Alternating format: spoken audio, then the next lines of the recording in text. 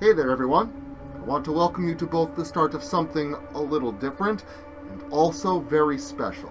Doughboy and I have been working on this project for quite some time, and tonight marks the start of the road. So, if you're a fan of Supernatural or the terrors of Locust Lake, you're going to love this spiritual successor. Welcome to Confronting Evil.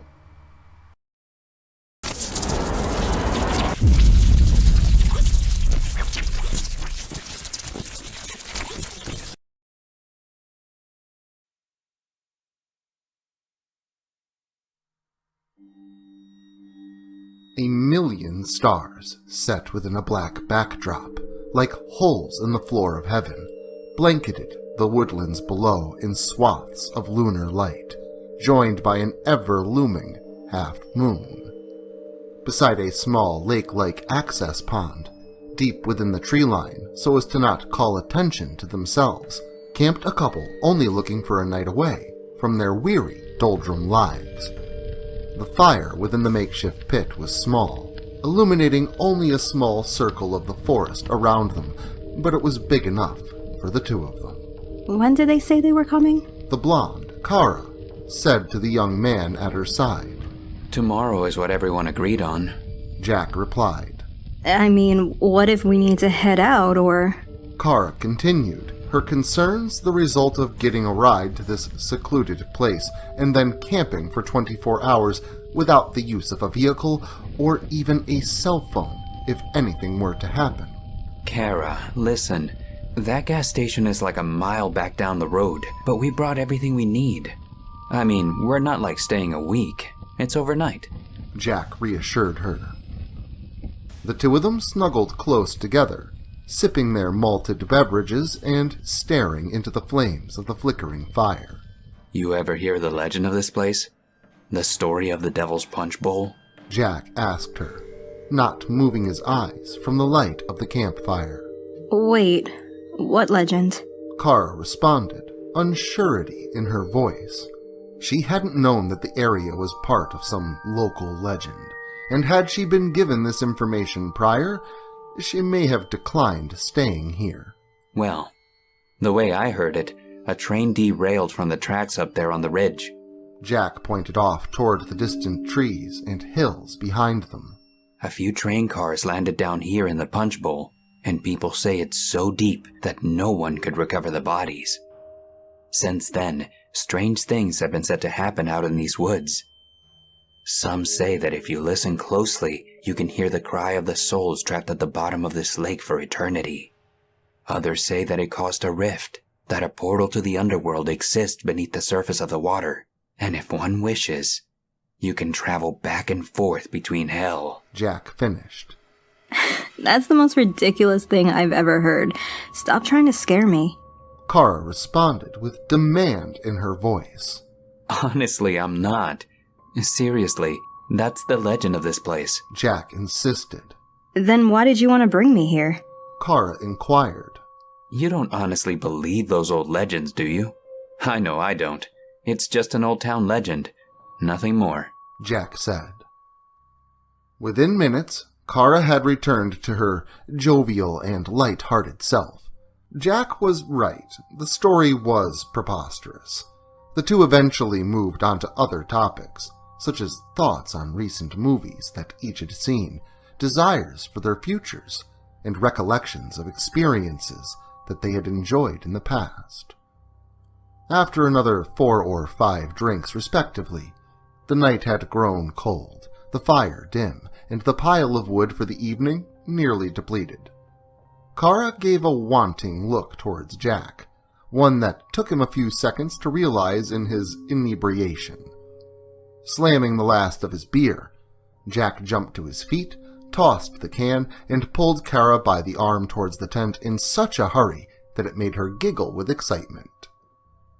Within moments, both were concealed by green canvas, the tent shaking as each struggled with their clothes and began enjoying the close company of one another.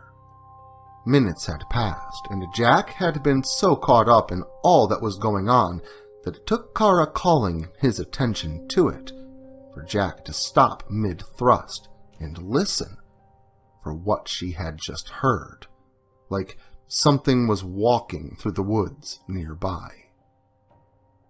Jack hadn't heard anything, but as the moment of silence passed between them, a twig snapped in half somewhere near to the tent, just beyond the thin green canvas membrane that separated them from whatever stalked them on the other side.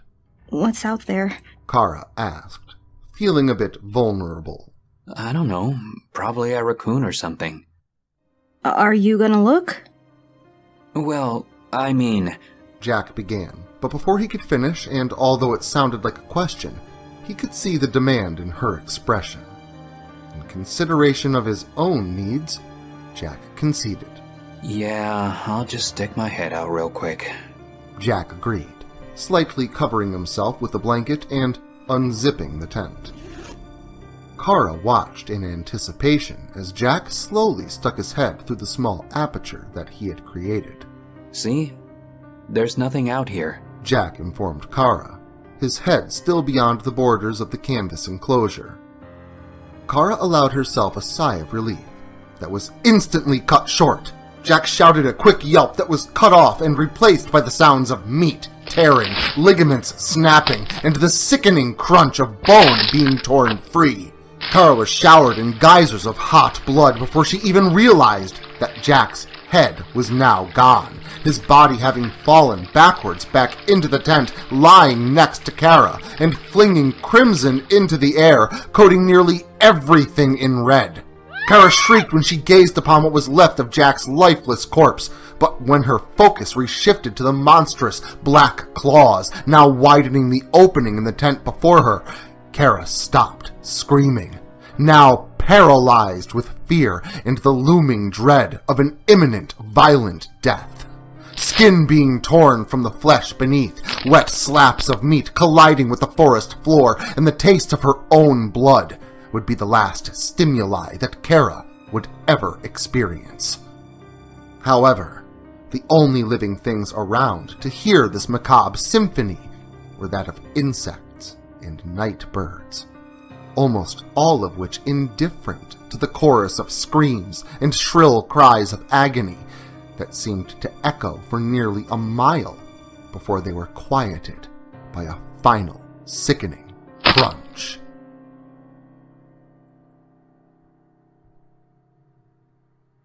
The mountains of the northwest remained seemingly tranquil for hours, including that small quarry lake beside an old set of railroad tracks. But as the sun rose over that tall horizon, bathing the world in warmth, life arose to greet the day. Birds began singing their morning songs, insects buzzed in droves, and people of nearby townships made preparation for their respective days. Heading into town, racing down one of these country back roads in a dark teal Ford Torino, two bantering siblings, having just banished the evil at Locust Lake once and for all, were in hopes of getting as far away from this place as possible. Come on, Seth. We've been kicking around here for a week. Every lead has been a dead end. The girl in the driver's seat said. She had long blonde hair, brown eyes, and a curvaceous body hidden deep behind denim, flannel, and a thick canvas jacket. I know, Makenzie. We're out of here soon, I promise. I just had to make sure. Seth responded to his sister from the passenger seat beside her. No, Seth. We're out of here now. Today. The evil at Locust Lake is gone. We ended it. It's not coming back. And if it does, so will we. Makenzie rebutted. It's not that simple, Kinsey, and you know it. How many people would have to die before we came back to stop it again? It's better just to make sure now. Do the job once. That's what Mom always says. Seth reiterated the phrase that the two of them must have heard 100 times before from their mother, Shiloh. Well, we've done that. We've been kicking around this podunk town for over a week, and bored out of my skull. Listen. I'm hitting this gas station up here, grabbing some road fuel, and we're out of here. Makenzie demanded, but she didn't have to. The pair had already packed up their belongings at the local motel, ready to head for the horizon. Seth nodded in agreement as Makenzie flipped the blinker and pulled into the local gas mart, a large sign above the doors that read, "Pump and Pantry." The 1979 Ford Torino Cobra rumbled and growled as it rolled to a stop at the gas pumps. Makenzie turned the key and cut the engine, getting out of the car, telling Seth to pump the gas while she went inside to grab snacks for the trip. Seth energetically did as he was told, but he wished that she would have asked him instead. That was his sister, though, after all, brash and reckless, but strong and committed. Seth couldn't help but admire her tenacity as he finished pumping the gas. He only wished having a twin sister wouldn't be so annoying sometimes. Seth walked into the gas mart, intending to use the bathroom and inform Makenzie that the gas had been pumped, ready for payment. At the counter, Seth watched on as his sister wrestled with an armload of junk food, chips, sodas, microwavable burritos, and 2 boxes of donuts. My God, Kenzie, where are you going to put all of that? Seth asked her, noting the pile of food that was nearly half the size of her small frame. Oh, shut up. You know I can't go without my road fuel, Makenzie said as she struggled to load everything upon the countertop for the clerk. Would it kill you to get a salad? Seth asked provocatively. Ew. From a gas station? Do you know how unhealthy that probably is? No offense. Makenzie said, finishing by apologizing to the clerk behind the counter, as if he would take offense. Wait, so you're telling me... Seth began, but trailed off while glaring at something nearby to his sister. Did you see this? Seth asked as he reached behind Kenzie and grabbed a newspaper off the stand. Makenzie said nothing, only trying to eye the same page while awaiting Seth's plotted response. What is it? She finally spoke up. Oh no. Come on. We're almost out. Whatever. I'm getting these anyway. Makenzie insisted, groaning with displeasure upon reading the title of the article that Seth had been reading. Locals going missing. No explanation. The pair had a job to do.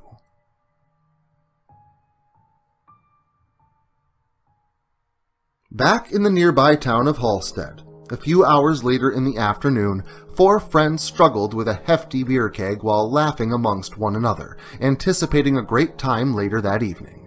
Tim was a tall kid, and the ripe old age of 20 years old. He had dark hair and a muscular yet slender frame that girls couldn't seem to get enough of. Kevin was shorter than Tim, and although he was 2 years older, most assumed him to be the younger of the pair. With a final lifting tug and a rolled drop into the trunk, the car bounced and sagged once the heavy container of beer was set within. So, who's got the tap? Mary inquired to the two of them, but more so directed her question at her boyfriend, Tim. Mary was shorter than Kevin. Her bouncy blonde hair captured the porcelain appearance of her face and her bright blue eyes like a frame. She was one of the most attractive girls in town, and she knew it. I think they have to buy one, Amber replied to Mary, as a backhanded way of reminding the two boys who had lifted the keg into the car. Amber was Kevin's little sister. She too was just below the legal drinking age at 20 years old, but she was still well accustomed to keg parties. Like Mary, Amber was well known around town, but known for different reasons. She was attractive as well, and had few reservations about using that to her advantage for having a good time. You don't buy them, you rent them. But yeah, thank you for reminding me. It would have sucked to get all the way out there only to realize we can't tap the keg. Kevin stated plainly, while the rest of the group piled into the small gray coupe. Kevin meandered back into the distributor to rent a beer tap. There was no line as it was still relatively early in the afternoon, the only people buying beverages being raging alcoholics and young adults looking to throw a party. Before the trio in the car could get into any significant conversation, Kevin started the engine and placed the vehicle in drive, pulling from place.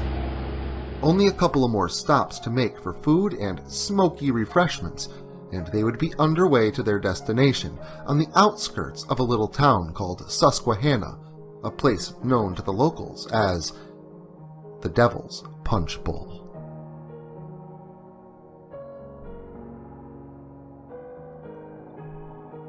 The narrow path leading to their destination, the Devil's Punch Bowl, was more of a walking trail and less of a path. Kevin suggested that they park at the bottom of the hill and walk the rest of the way in, but when Tim brought up the issue of the very heavy beer keg in the back, Kevin agreed to attempt the dirt trail with his small car. Although the ground was ruddy and the vehicle did indeed bottom out a few times, the car did eventually exit the dense vegetation of the forest as the canopy above opened to reveal the sunlit sky of late afternoon, the small lake directly ahead of them. Once parking the car in the wide open, gravelly space, Kevin was the first to exit the car, crouching low as if he were doing a push-up, checking out the underneath of the car, surprised that there wasn't any damage. Where the hell are Jack and Kara? Weren't they supposed to meet us here? I'm not seeing any vehicles. Amber asked her brother. They were getting a ride, remember? They were supposed to be dropped off yesterday. Kevin replied to his sister. Immediately, both Tim and Mary began calling both the names of Jack and Kara, and after a few brief moments of silence, the two reasoned that maybe they never showed. The area was thick with trees and overgrown with bushes, aside from the gravel lot in which they stood and the lake that was the Devil's Punch Bowl itself. Still, no signs of Jack or Kara could be identified from where they stood. But they had come all this way, with a keg, tents for sleeping, food, and various other provisions. So, despite the absence of their two friends, the group of four set up their camp, dug a small fire pit beside the tranquil water of the lake, and tapped the keg. The four of them had gone through a lot of trouble to ensure that they would have a good time, and none of them were about to squander the fruits of their efforts. Without much more than a thought of their two missing friends, and limited cell service in which to enact repeated attempts to contact them, they settled in for a great time beneath an ever-dimming sky.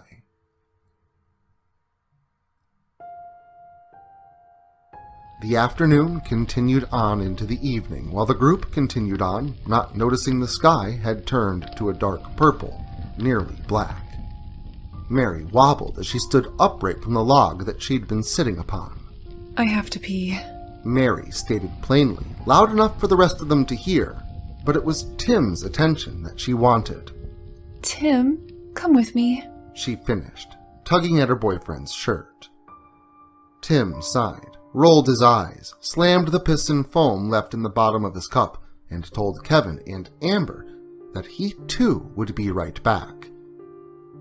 Tim groaned as he stood in place, also inebriated and a little frustrated as a result of Mary's demand. Don't get lost, you two. Kevin yelled to them, winking his eye. Shut up, doof. We'll be right back. Tim joked back at him. With Mary leading him by the arm, it wasn't long before the light of the fire was nearly out of sight, now surrounded by woody trunks and thick underbrush. Mary told Tim to wait where he stood, and after giving him a small kiss on the lips, she turned and meandered off further into the dark forest beyond, leaving Tim isolated and surrounded by darkness. Tim squinted into the black. There was something there. There was something sitting motionless in the dark. The pitch of darkness was too inky for Tim's vision to penetrate the distance. So, slowly, Tim walked ever closer to that which he saw. Tim had to stand nearly upon it to identify what it was. The canvas was torn and bloody, the poles were snapped in half, and if it wasn't for the odd-looking paw marks tipped with long claws, stamped in blood all over its surface, Tim may have agreed with himself that this was the result of a bear attack. But he knew that it wasn't, and there was no believable way to reconcile that now. He couldn't be sure, but Tim believed that he found Jack and Kara's campsite, which now looked like the stage of a violent murder scene. Slowly, Tim backed away and towards Mary. He couldn't let her see this. Hey, I'm done. Mary said from behind him, startling Tim into jumping with fright. Hey, listen. We need to get our things and get out of here. Now, Tim said as calmly as he could muster. But Mary could note his detectable shakiness. But we just got here. I don't understand. Mary began to speak but was interrupted by a loud shriek that came from the direction of camp. Without hesitation, Mary leapt into action and began sprinting towards the source of the scream, which was undoubtedly Amber. wait! Tim yelled, reaching for her arm, but she was quicker than he was and was beyond his grasp just before he could reach her. Tim yelled for her to stop, chasing after her, but he did not catch up to her until reaching the campsite. The sight they both beheld cemented each where they stood, halting both their movements and words in horrific shock and dismay. The scene that they'd returned to was as elaborately macabre as it was horrifying and surreal. Amber lay upon the ground near to the campfire, scurrying backwards up against a fallen log that her and Kevin had been using as a makeshift bench. Beside her, slumped on the ground like his body had simply collapsed there, was Kevin's headless corpse. Geysers of blood were spouting everywhere from the hole between his shoulders, where his head should have been, spraying the ground like a fountain. But the form towering over them is what held fast Tim's and Mary's focus. The hulking mass, black as the night that surrounded them, forelimbs outstretched far beyond where they should have been, each tipped with clawed digits, loomed over Amber at least 7 feet tall. The thing snarled as it reached out for Amber, and without conscious thought, Mary shrieked in horror. In an instant, the creature turned to face both her and Tim, its mouth snarling to reveal long, pointed teeth, its eyes squinted and glaring an eerie, glowing green. Neither had seen anything like it, and therefore had no idea what they were up against. This equilibrium facilitated a paralysis that would not yield, but as the creature had refocused its attention, Amber took the opportunity to climb to her feet in hopes of absconding. In one swift movement, the creature turned once again and leaped forward, pouncing on top of Amber like a prowling cat. Amber screamed for help and pleaded with whatever it was that was now ripping her apart. Tim stepped forward, his bravery cutting through his fear like a blade. But with a final splattering rip and a squealed scream that was cut short, Mary knew him to be too late, and instead grabbed him by his arm and pulled him along with her as she ran. Sounds of flesh tearing and bones cracking harmonized together like a dreadful sonnet that neither would be able to forget. The wet slaps of fresh meat and the tearing of muscle from connective tissue and bone got fainter as the two got further away, running past the vehicle that had brought them there. Kevin had the only set of keys. What are we gonna do? Mary asked Tim about halfway down the dirt path that led up to the punch bowl. Her words staggered as she attempted to catch her breath. Kevin had the only keys, and it's at least a mile back to the gas station, and even further back to town, Tim replied, also heaving from running and being winded. I don't want to go back. I can't go back there. Mary insisted. We have to. We don't have a choice, Mary. Listen, Tim began, fully intending to run to the campsite and attempt attainment of the car keys, but he was interrupted by the shine of distant headlights that grew ever closer. Someone was driving up the path towards them. Tim was curious, to say the least, as to who could be out here at this time of night. Isolation was the reason they chose this location in which to party after all. Still, the vehicle that approached was a welcome sight. and both he and Mary began frantically waving down whoever it was, hoping for assistance. As the car pulled up alongside them, Tim recognized the vehicle as a Ford Torino Cobra, either black or some dark color that appeared as such under the cover of nightfall. As soon as the car had reached them, it halted its movements before the driver's side and passenger side doors opened. From the driver's side, closest to Tim and Mary, emerged the driver, a short, blonde-haired girl, very attractive and dressed in dark denim jeans and a jacket. From the passenger seat stepped a darker-haired tall boy, dressed very similar but relatively more muscular and broad-shouldered than his female counterpart. Aside from contrasting hair colors and genders, Tim couldn't help but notice the strong facial resemblance between the two, indicating that they were kin. Who the hell are you? Tim asked the unknown girl, but quickly realized it didn't matter, and instead of waiting for a reply, simply exploded into explanation. He told her and the boy who was with her, who had now walked around to the driver's side, all that had transpired.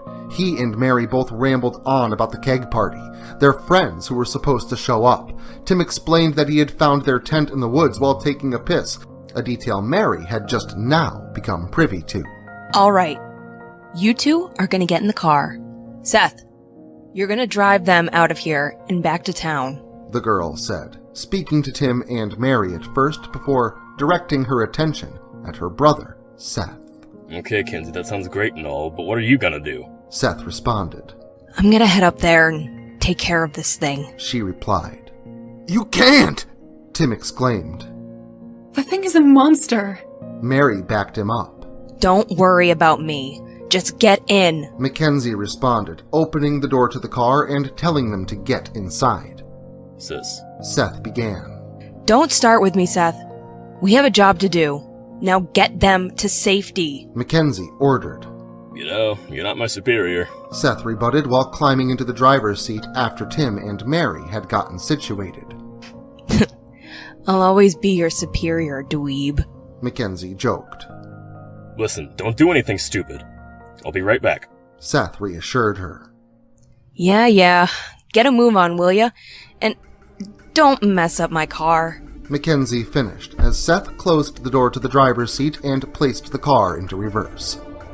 Makenzie watched the headlights grow fainter with a diminishing growl of the engine.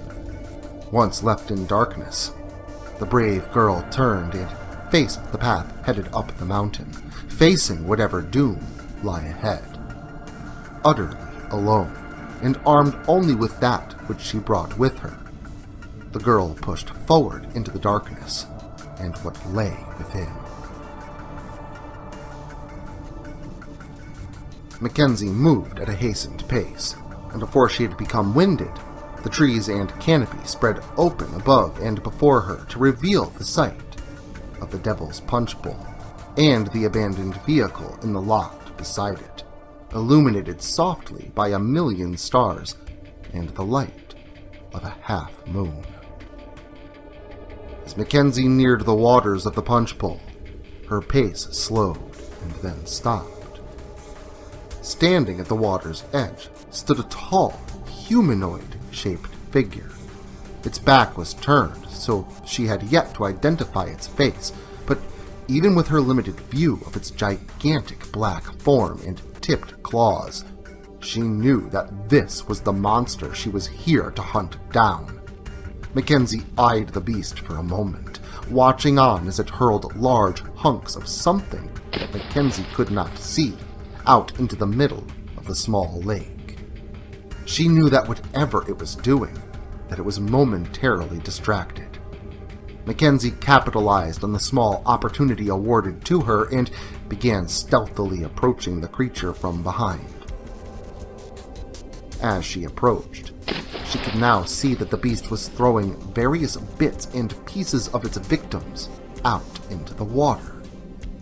She was almost there, almost close enough to reach out and touch it, when her boot caught the gravel below her the wrong way, causing her misstep to make a distinct sound, and the creature to fluidly turn and grip Makenzie by the throat in one swift motion, holding her off the ground.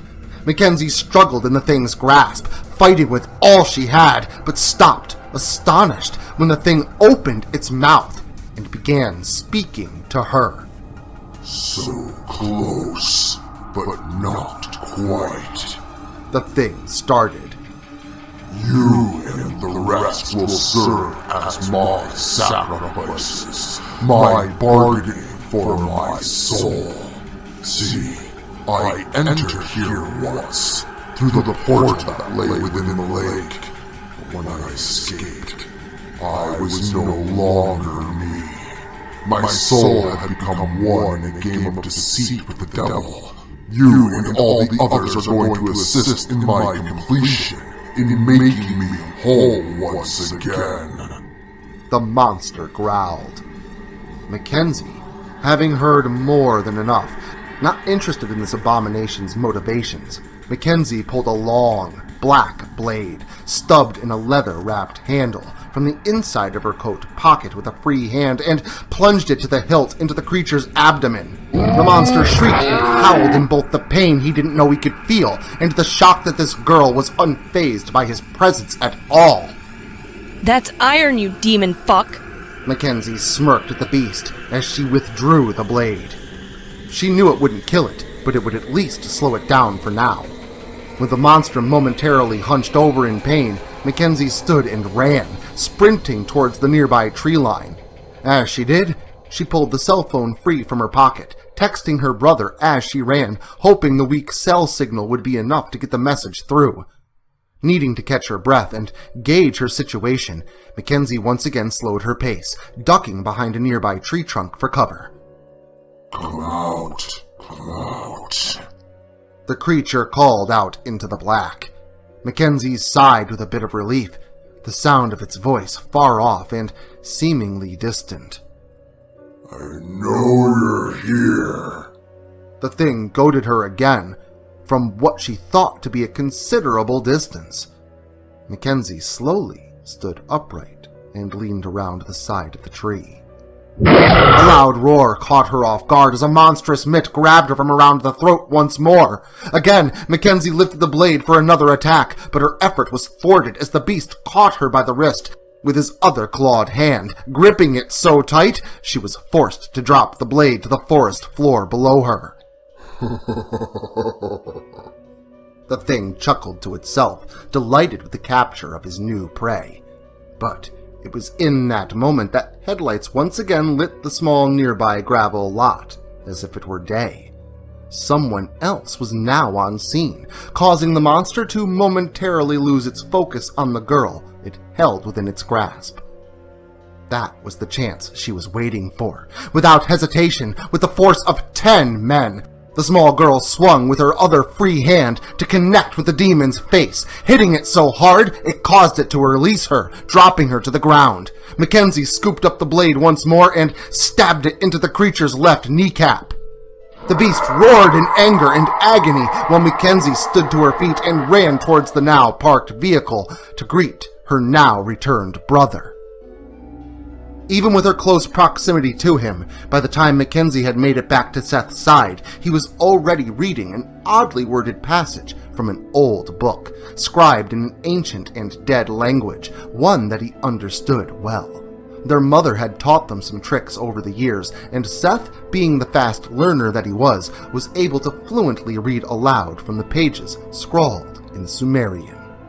Makenzie knew enough to get by, and began following along with her brother, simultaneously chanting out the words in unison.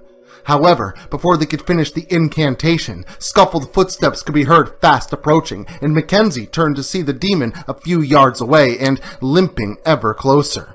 She told Seth that she'd handle it once again, and demanded that he finish the passage with haste. Seth never broke cadence, acknowledging his sister's words by doing exactly as she told.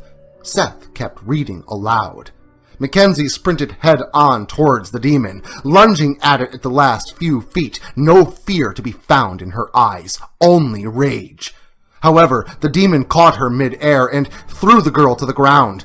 Makenzie hit with a hard thud and scrambled to get back to her feet, but her effort was thwarted as a large hoof-like foot slammed violently onto her back, knocking her back into the dirt, into a prone position.